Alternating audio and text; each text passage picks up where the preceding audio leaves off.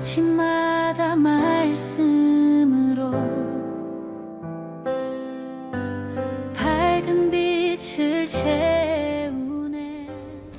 저희가 지금 읽은 말씀이 6장이죠. 6장 후에는 이제 7장이 있고, 그리고 이제 앞에 5장, 4장이 있습니다. 이제 앞에 5장까지 내용을 보면 이스라엘 백성들이 계속 제약된 삶을 살고 있고, 또 그런 그릇된 것에서 벗어나지 못하고 있는 겁니다. 그런 이스라엘 백성들에게 하나님은 달래기도 하시고, 또 어떨 때는 질책도 하시고, 그러니까 두 가지 방법을 다 쓰시는 겁니다. 질책과 또 격려 등등 좀 쭉 그런 이야기를 해 오셨는데, 그럼에도 불구하고 이스라엘 백성들에게 변화가 없습니다. 변화가 없는 그들에게 오늘 6장은 뭐냐면, 그들이 좀 견적이 안 나오고 변화가 없는 그들을 향해서 하나님은 그래도 인내로 그들을 향해서 얘들아, 너희들 나와 대화하자. 그래서 하나님이 대화의 장으로 그들을 끌어들이는 내용입니다. 대화하자. 그래서 이 대화하는 그 내용들, 그런 하나님의 마음에는 이스라엘 백성들을 포기하지 않으시고 대화의 장으로 이끌어 가시는데, 그 대화하는 내용이 뭐냐, 법정 용어를 씁니다. 그런데 이제 그들에게 향해서 하시는 말씀이 1절을 보면, 너희는 여호와의 말씀을 들을지어다. 너는 일어나서 산을 향하여 변론하여 작은 산들이 내 목소리를 듣게 하라 하셨나니. 2절, 너희 산들과 땅의 견고한 지대들아. 그러죠. 여기 뭐가 나와요? 산이 나오고 땅이 나오잖아요. 산, 땅. 그러니까 산 땅이 아니라 산과 땅. 제가 땅 산 거 하나도 없습니다. 근데 이 산과 땅이 나오는 것은 그냥 하나의 자연에 보이는 것이잖아요. 그러니까 지금 이스라엘 백성들은 사람이에요. 인격을 가진 사람과 하나님과 대화를 하는데, 하나님이 그 대화 속에 누구를 끌어들이냐, 누구가 아니라 무엇을 끌어들이느냐, 산과 땅을 끌어들이는 겁니다. 근데 산과 땅을 어떻게 끌어들이냐면 하나의 증인으로 끌어들이는 거죠. 증인으로. 그러니까 증인은 사람이 증인이 되지 산과 땅이 무슨 증인이 되냐 이거죠. 하지만 우리가 성경을 보면 하나님이 이렇게 산과 뭐 하늘과 이런 것들을 불러들여서 하늘이여 외칠지어다, 뭐 하늘을 바라보라, 이런 말씀을 하시잖아요. 그것처럼 지금 그들을 향해서 대하는데, 너희들은 대화가 안 되고 그릇된 곳에 있는데 실제로 자연 현상인 산과 땅을 보아라. 그러면 그 속에 주어진 메시지가 있다 하는 그 내용을 하시는 겁니다. 그러니까 그들에게 여러 가지 자연 속에 일어나는 일들을 그들에게 이야기하심으로써 하나님은 끊임없이 대화하기를 원하시는 그 마음을 피력하시는 거죠. 그래서 대화의 장으로 그들을 불러들이십니다. 그것이 이제 1절과 2절에 그런 말씀을 하시면서 3절부터 5절 말씀을 보면 하나님이 그들에게 대화 속에서 하나님이 하셨던 일들을 자꾸 상기시키는 겁니다. 너희들 앞에서 내가 어떻게 행하였느냐 하는 것을 보라는 겁니다. 그 보라는 이야기가 3절부터 5절까지 보면 두 가지 사건을 얘기합니다. 하나는 출애굽 사건을 이야기하고요, 하나는 히팀과 길갈 사건을 이야기합니다. 출애굽 사건은 뭐 너무 잘 알고 있는 사건이죠. 이스라엘 백성들이 애굽의 종살이를 할 때 하나님이 그들을 끌어내십니다. 그래서 애굽으로부터 가나안 땅으로 가게 하는데, 그 가게 하는 내용을 어떻게 말씀하시냐면 4절을 보면, 내가 너를 애굽 땅에서 인도해 내어 종노릇하는 집에서 속량하셨고, 여기 중요한 말씀은 인도해 내셨다, 해방시켰다, 끄집어내었다.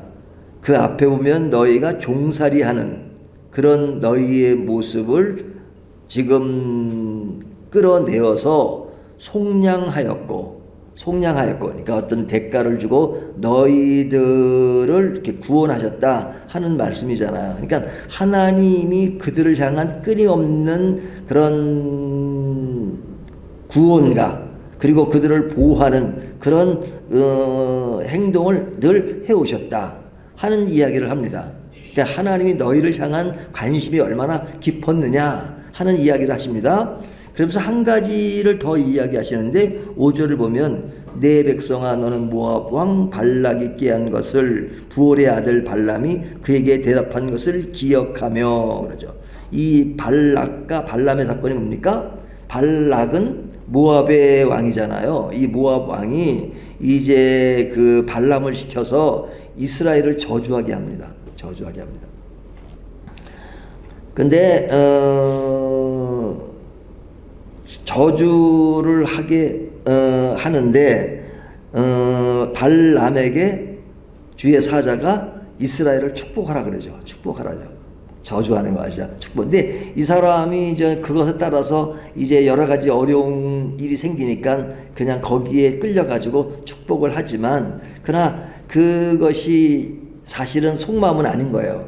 그래서 어떡합니까? 이 모압 여인과 이제 이스라엘 사람들이 이렇게 이제 결혼을 하게 만들고 등등 이런 일을 해서 그 모든 그 분위기를 해치잖아요. 그 해치는 사건이 여기에 나오는 그 길갈과 그 다음에 시딤 사건입니다. 시딤은 이 사람들이 전 가나안 땅에 들어가기 전에 처음 시작된 것이죠.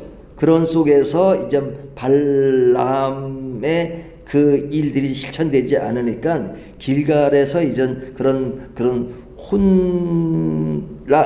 혼합된 그런 일들을 만들어서 그 이스라엘을 이렇게 힘들게 만드는 그런 상황 속에서 하나님이 그들을 보호하시는 그런 이야기.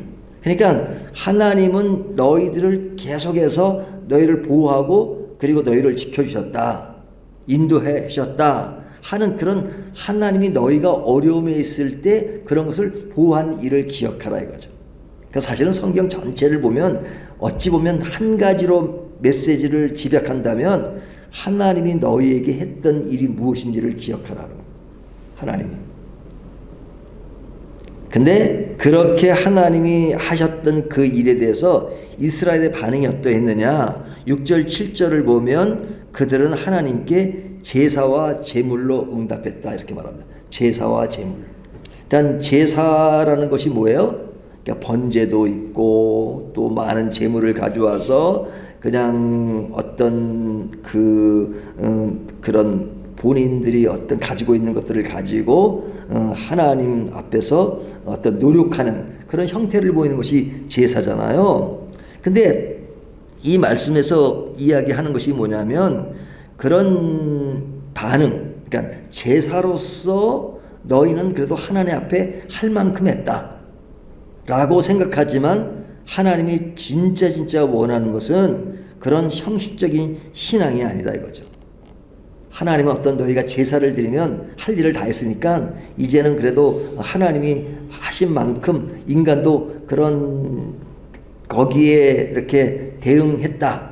좋은 의미에서 그렇게 생각하지만 하나님은 너희가 그렇게 하는 제사에 하나님은 마음을 두고 있지 않다. 왜? 제사를 드리는 것이 진정한 제사가 아니고 그냥 하나의 인간의 어떤 행하는 그것으로서 그냥 자기들의 보상된 그런 마음을 피력하는 거 하나님이 그것을 원하는 것은 아니다 이거죠.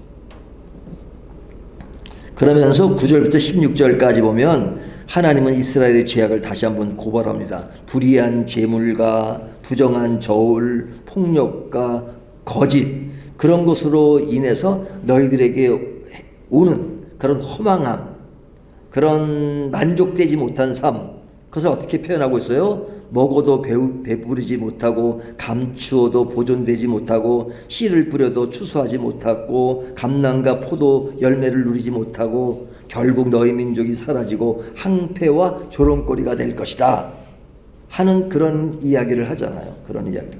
그러니까 결국 죄 속에 있을 때에는 그 삶이 허망하고 허무하고 그리고 만족되지 못하는 그런 삶을 살 수밖에 없다. 그러니까 인간에게 사실은 이 말씀뿐 아니라 성경 전체를 통해서 인간이 공허함 속에 빠지는 것은 죄 문제를 해결하지 않고는 인간은 결국 그냥 만족스럽지 못하고 허무함 속에 빠질 수밖에 없다는 거죠. 그러니까 인간이 늘 헤매요. 근데 그 헤매는 공허한 마음이 있으니까 그것을 헤쳐나가기 위한 하나의 그 인간의 행동이 뭐냐면 종교성을 발휘하는 거죠. 종교성을 발휘하는. 그 종교성을 발휘하는 게 뭐예요? 조금 전에 이야기했던 제사와 제물. 제사와 제물. 그러니까 진짜 뭐 하나님을 제대로 믿지 않아도 일단 교회 한번 오면 그걸로써 그냥 어떤 그래도 좀 마음이 좀 시원하고 좀 마음에 그래도 안정감을 갖는다 하는 그런 마음을 가질 때가 있잖아요. 뭐 예수님을 믿거나 안 믿든 그래도 어떤 분들이 그런 고백을 하잖아요. 나는 예수님 믿지 않아도 교회 한번 갔다면 그래도 좀 마음은 조금 푸근해지는 것 같아. 그거는 전 개인의 마음이 그런 거죠. 인간에게 종교심이 있기 때문에 그래도 뭔가 교회를 그래도 가보면 그래도 뭔가 그냥 좀 달래주는 뭔가 있다는 것이죠. 그래서 주님 말씀은 온 거 그래 괜찮어 좋아 잘했어. 하지만 교회만 오면 뭐해 예수님을 안 믿는데. 그런 이야기잖아요. 그러니까 오늘 말씀의 가장 중요한 핵심 본문은 몇 절이냐면 8절입니다. 8절. 사람아 주께서 선한 것이 무엇임을 내게 보이셨나니 여호와께서 내게 구하는 것은 오직이 중요합니다. 정의를 행하며 인자를 사랑하며 겸손하게 내 하나님과 함께 행하는 것이 아니냐. 중요한 것은 세 가지를 얘기합니다. 정의를 행하며 인자를 사랑하며 인자는 우리가 신약으로 오면 이분이 예수님인 것을 이야기하죠. 겸손히 하나님과 함께 행하는 것. 그러니까 이런 것이 본질이고 핵심인데 이런 것이 사라진 제사만 드리는 것은 별 의미가 없다. 그래서 이사야 1장에 보면 하나님이 뭐라고 말씀하시면 너희들이 내 앞에 와서 아무리 기도할지라도 무수한 제물을 바친다 할지라도 나는 역겹다. 그렇게 말씀하시는 맥락과 같은 맥락이죠. 중요한 것은 뭐냐? 신앙에 있어서 가장 중요한 세 가지 면을 얘기하는데 정의를 행하고 인자를 사랑하며 겸손히 하나님과 행하는 것. 이것이 하나님의 마음을 깨닫고 너희 삶을 새롭게 하는 것이다. 그렇게 되는 그런 이야기들을 지금 대화의 장으로 끌어들여서 말씀하시는 것이죠. 자, 그렇다면 이 말씀이 오늘날 우리에게 주는 교훈은 뭐냐? 하나님은 그 당시 사람들뿐 아니라 오늘날 우리들에게도 우리의 삶이 완전하지 않고 우리의 신앙이 완전하지 않아도 늘 우리들을 포기하지 않으시고 우리를 늘 대화의 장으로 끌어들이십니다. 오늘도 이야기하자. 그 대화의 어떤 방법을 해주신 것이 뭡니까? 말씀과 기도잖아요. 늘 말씀과 기도로서 하나님은 대화를 하기를 원하십니다. 그리고 그 대화 속에 하나님이 늘 과거에 우리에게 했던 일들, 그리고 지금 행하시는 일들, 그리고 미래에 행하실 일들을 다 말씀해 주십니다. 그 이야기의 초점은 뭐냐? 하나님은 예전에도 사랑하셨고 지금도 사랑하시고 앞으로도 사랑할 것이다. 하나님의 마음에는 변함이 없다. 항상 너희들을 사랑한다. 그러니까 너희들을 사랑하는 그 마음에 대해서 너희는 자꾸만 제사를 드리는 것으로 보답하는 것으로 생각하는데 그런 어떤 형식으로 나한테 보답한다고 생각하지 말고 진짜 내가 원하는 그런 말씀과 그런 삶을 살라. 이렇게 말씀하시는 거죠. 제사가 나쁘다는 것도 아니고 제사가 필요 없다는 것도 아니고 필요하지만 그러나 내가 진정으로 원하는 것이 빠져있는 제사는 무슨 의미가 있느냐. 그래서 오늘날 우리에게도 정의와 사랑과 겸손으로 늘 결단하고 그 결단하는 그 마음을 하나님과의 대화 속에서 늘 배우면서 그 삶을 살라 하는 것이 이 6장이 보여주는 메시지의 주요 포인트입니다. 그리고 이제 내일 본문에 가면 7장으로 가면 7장에서도 또 반복되게 하나님은 끊임없이 너희의 회복을 원한다. 회복에 대한 것으로 회복을 원하시는 하나님의 마음을 피력함으로써 7장이 마무리가 되죠. 근데 그 회복이라는 말이 자꾸 반복되는 이유는 뭐냐면 자꾸 그 죄에서 벗어나지 못해요. 이스라엘 백성들이. 그러니까 또 죄에 대한 지적을 하고 지어라. 그리고 결국은 내가 회복시켜 주기를 원한다. 그러니까 따라와라. 근데 따라오지 못하는 사람에 대해서 7장 마지막까지도 하나님은 그런 말씀을 하시고 그런 말씀은 오늘날 우리에게도 끊임없이 말씀하시는 내용입니다. 이것이 하나님의 사랑인 것이죠.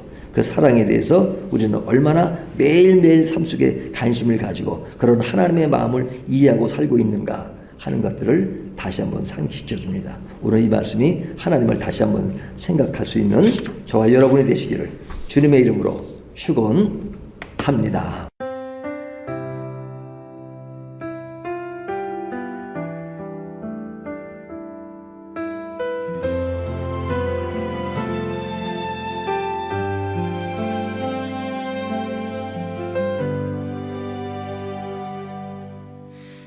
아침마다 말씀으로 밝은 빛을 채우네. 기도 속에 주님 계시고 숨결마다 찬양 되네. 밝은 교회 그